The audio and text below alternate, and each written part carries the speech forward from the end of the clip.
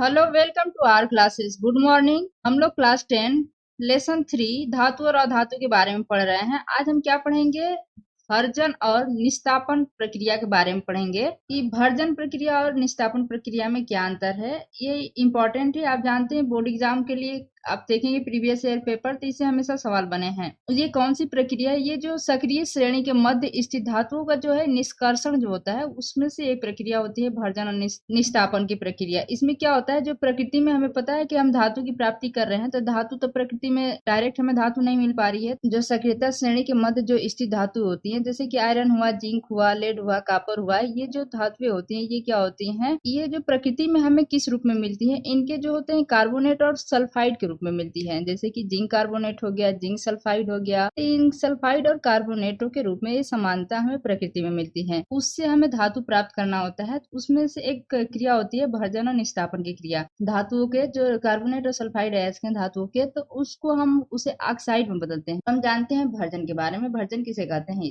इससे हम समझ लेते हैं। तो भर्जन जो होता है, ये सांद्रित अयस्क को वायु की नियंत्रित मात्रा में उपस्थिति में गलनांक से नीचे परंतु उच्च ताप पर गर्म करके ऑक्साइड में परिवर्तन करने की क्रिया ही भर्जन कहलाती है। या इसे हम ऐसे भी आसान भाषा में लिख सकते हैं कि इस प्रक्रिया में भर्जन क्या एक प्रक्रिया है जिसे हम क्या कर रहे हैं, धातु का आसानी से प्राप्त कर सकते हैं। तो इस प्रक्रिया में क्या होता है, जो अयस्क है धातु के, तो अयस्क को वायु की उपस्थिति में, देखिए याद करने वाली बात यह है कि वायु की उपस्थिति में गर्म करके धातु ऑक्साइड, मतलब जो भी धातु है उसका ऑक्साइड प्राप्त करते हैं, जो आसानी से अपचयित होकर धातु को स्वतंत्र कर देता है, जिससे हमें धातु प्राप्त हो जाती है। देखिए यहाँ पे हम समझ लेते हैं। देखिए यहाँ पे हमें प्रकृति में कैसे प्राप्त हो रहा है, डायरेक्ट हमें जिंक सल्फाइड के रूप में प्राप्त हो रहा है। तो यहाँ पे लिखा है 2ZnS प्लस 3O2।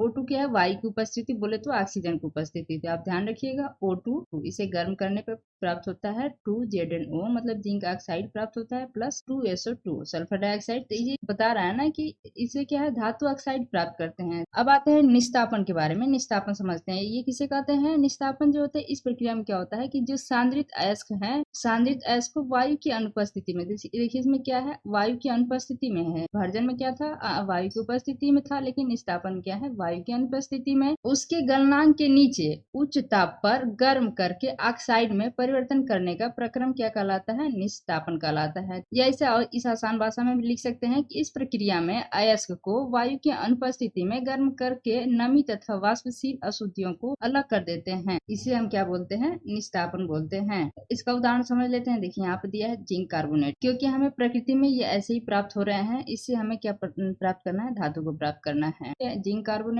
इसको क्या है, वायु की अनुपस्थिति, मतलब कि देखिए इसमें ऑक्सीजन नहीं है, यहाँ पे था भर्जन में ऑक्सीजन, वायु की उपस्थिति में प्लस 3O2 था, देखिए इसमें यहाँ पे नहीं है। तो ZnCO3 इसको क्या करना है? गर्म करना है। तो गर्म करने पर यहाँ पे हम लिख सकते हैं, गर्म करने पर जिंक ऑक्साइड प्लस CO2, मतलब कार्बन डाइऑक्साइड हमें प्राप्त हो गया। तो जिंक ऑक्साइड प्राप्त हो गया। फिर ये जिंक ऑक्साइड की नमी वाष्पशील अशुद्धियों को अलग कर देते हैं, तो हमें धातु प्राप्त हो जाती है। इस तरीके से क्या होता है, हम धातु को आसानी से प्राप्त कर सकते हैं। Thank you for watching. Please like and subscribe my channel.